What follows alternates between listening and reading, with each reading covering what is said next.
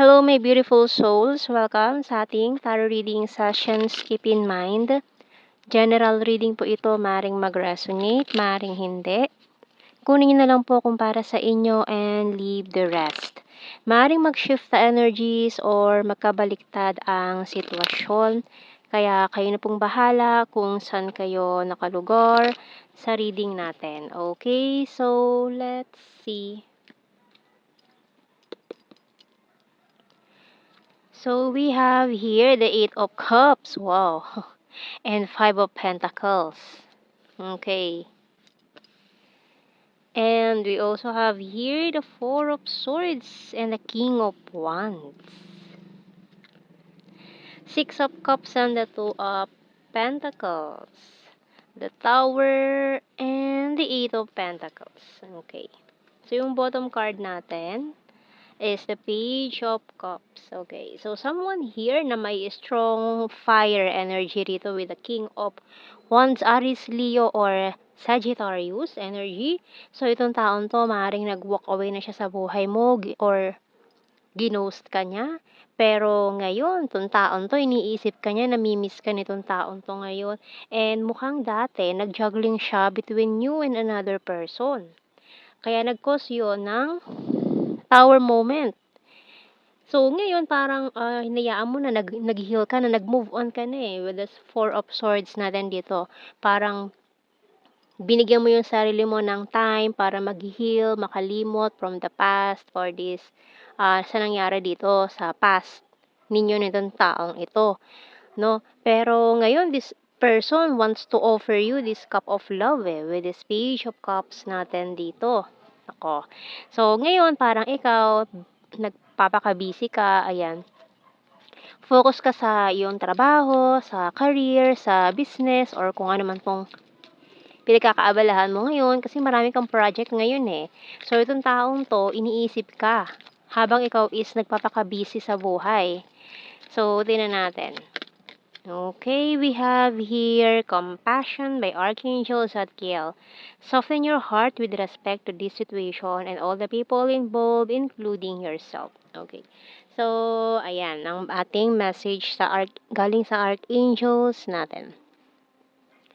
So, ngayon parang hinahayaan mo lang siya eh na pero mukhang hindi pa siya nagpaparamdam, no? Hindi pa siya nagpaparamdam eh. Kumbaga, heavily thinking of you pa lang eh. Talagang lagi kanyang iniisip eh. Pwedeng maya't maya, kahit alam mo, kahit busy siya, bigla ka na lang sasagi sa isip nitong taong to. So, maring naiilang din siya lumapit kasi alam niya yung nagawa niya eh. Nag-cause ng matinding ano dito eh. Tower moment natin siya eh. And alam niya, nasaktan ka niya ng sobra. Kaya, hindi siya makagawa ng move or makalapit sa'yo. Okay? So, tingnan pa natin. We have here the bird. So, nakikita ka niya na malaya ngayon, nagagawa mo yung gusto mo, walang humahad lang sa mga nais mong gawin. So, and pati sa pera, no, pagdating sa pera mo ngayon is maganda ang pasok ng blessings, ng financial. And with the steady bear, so, ayan, parang talagang iniisip-isip ka niya, namimiss ka niya, yung past ninyo. Or kung ito man ay nakilala mo na since, or kilala mo na siya since noon pa man, mga bata kayo, no, marami kayong memories together during nung childhood kayo, pwedeng kababata mo, ganyan. And with this target and waiting shed, talagang hinihintay ka niya, no? Mukhang ikaw yung huling malaking naging sa kanyang puso, ganyan. So, malaking yung tama na tumagos yun eh sa puso niya eh, no? Kaya, although siguro late na niya na-realize na may feeling siya sa'yo, kasi nag-walk away siya eh. So, maaari kasi na may iba siyang pinili, lalo na kung twin flame energy to, na mas pinili niya ang karmic partner niya over the twin flame, ganyan.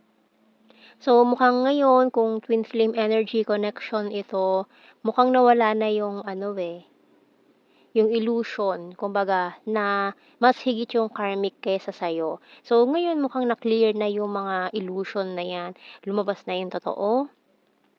Na mali yung tinamahan niyang target, no? So, ikaw talaga yung main target niya, pero dumaplis na punta sa iba. Kasi nga, nagkaroon ng illusion effect, ganyan, sa karmic energy.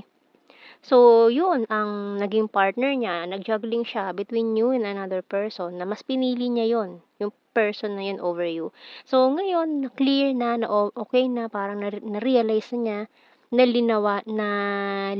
nalinawan na siya sa nangyari, na mali yung ano, parang, "Teka, kailangan ko ayusin 'to." Pero mukhang hindi pa siya nakakagawa ng move, naghihintay lang siya. Siguro waiting for the right timing or ewan ko kung ano pang ginagawa nitong taong 'to behind the scene, pero mukhang natatakot siya, eh, 'no?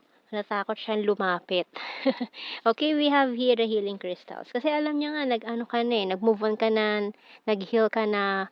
Kung lalapit man siya parang naghe-hesitant siya kasi baka sabihin mo ano, hindi mo na siya gusto or naka-move on ka na sa kanya. So, yung bottom card natin, perfume. So, talagang this person, hinahanap-hanap ka niya, especially your scent, lalo na sa mga person or yung gamit mong perfume recently na nung kayo pa or nung nag-uusap pa kayo. So, tingnan natin. More messages natin sa ating tarot messages, oracle cards.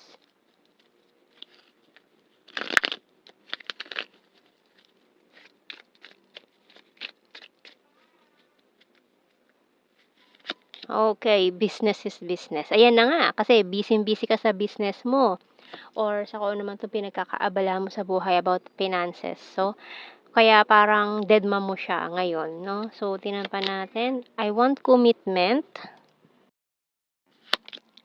I watch you from afar. So, ano lang siya, nagmamasid-masid sa'yo, pinagmamasdan ka, nag-i-stalk, ganyan, mga pinaggagagawa niya. Pero yung gumawa ng move, mukhang nagpaplano pa siya, okay?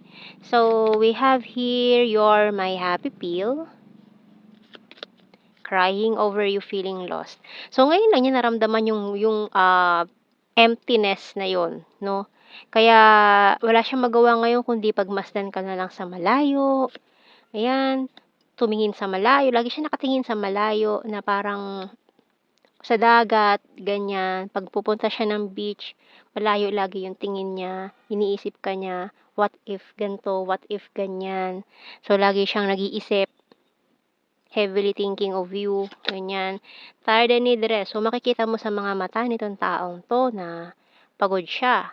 Mukhang malaking eye bags, hindi makakatulog, ganyan, and the struggle is real. So, nahihirapan talaga itong taong 'to ngayon na tanggapin na bakit ko ginawa yun, bakit ko, binitawan yung taong yun na alam ko sa sarili ko na siya na yun, eh, pero bakit hinayaan ko na mag-slip away siya, ganyan. So, nahihirapan siya ngayon. And you're so sweet and caring, so nami-miss niya yun, and caught in the middle. Kasi nga parang feeling niya ano siya, eh, na naipit 'tong taong 'to sa dalawang nag-uumpugang bato, with this Two of Pentacles, na nag-juggling siya between you and another person. So, pinili niya yung isa na sa tingin niya okay yun, eh. Akala niya mas green yung damo doon. Yung pala fake, 'di ba? So, parang nabudol siya dun.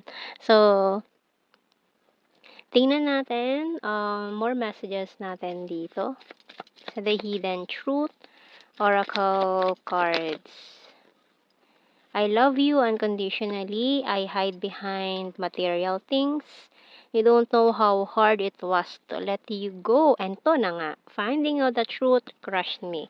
So, nung nalaman niya, illusion lahat, yung pinaniwalaan niyang true love niya, 'no, nung, naliwanagan na itong taong 'to, na nabudol siya nung taong pinili niya. So, parang gumuho din lahat ulit, 'no? So, we have here, I know that I crossed the line with you. You came closer than anyone. I want you and I wonder if you're happy without me. So, ngayon iniisip-isip niya, masaya ka ba ngayon? Kamusta ka ngayon? Ano nangyayari sa'yo? Gusto niya malaman lahat ng mga nangyayari sa'yo, about you or mga balita tungkol sa'yo.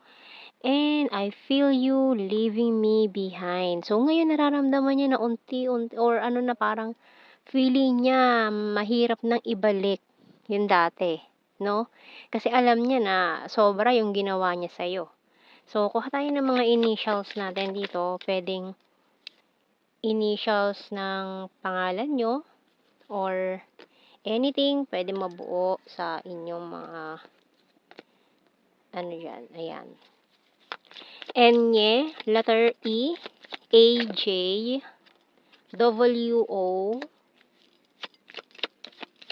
Q, D,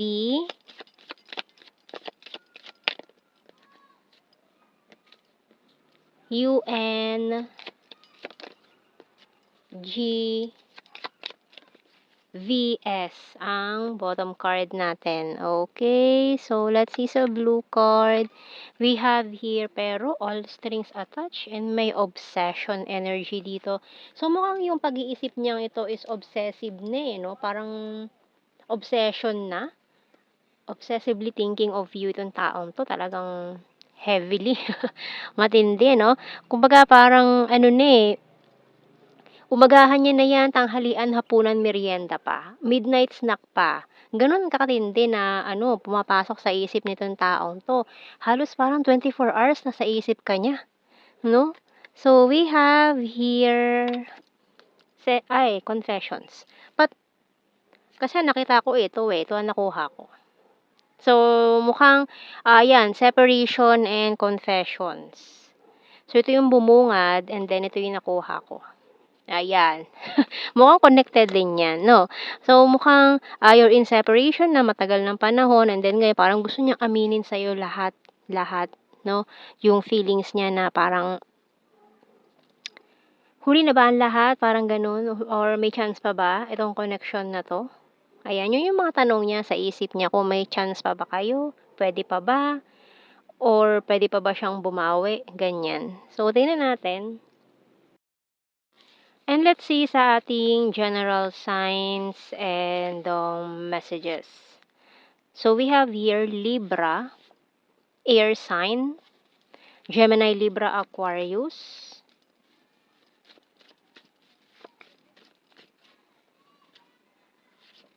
number 6, and ayan overthinker. Nag-overthink talaga itong taong to, malala. No, talagang yung pag-iisip niya sa'yo is hindi lang siya basta overthinking. Obsession na yun. So, we have here emotional. So, very emotional yung taong yan ngayon. Kind-hearted and weird.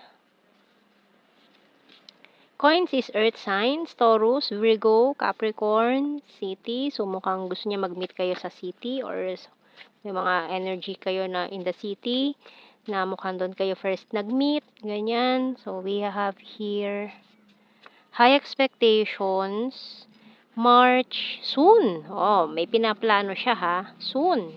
And the Scorpio, very lucky, Gemini, and logical.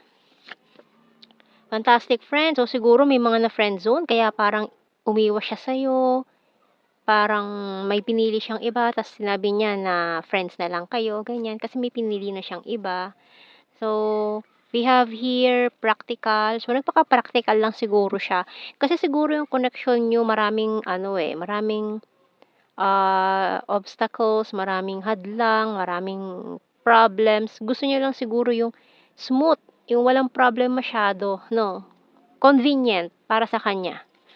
And we have here December and Cancer sign. Okay, sexy body. November and Sagittarius. So, yan ang ating reading, my beautiful souls. Thank you for watching. Take care and God bless. See you in our next reading, guys. Bye-bye.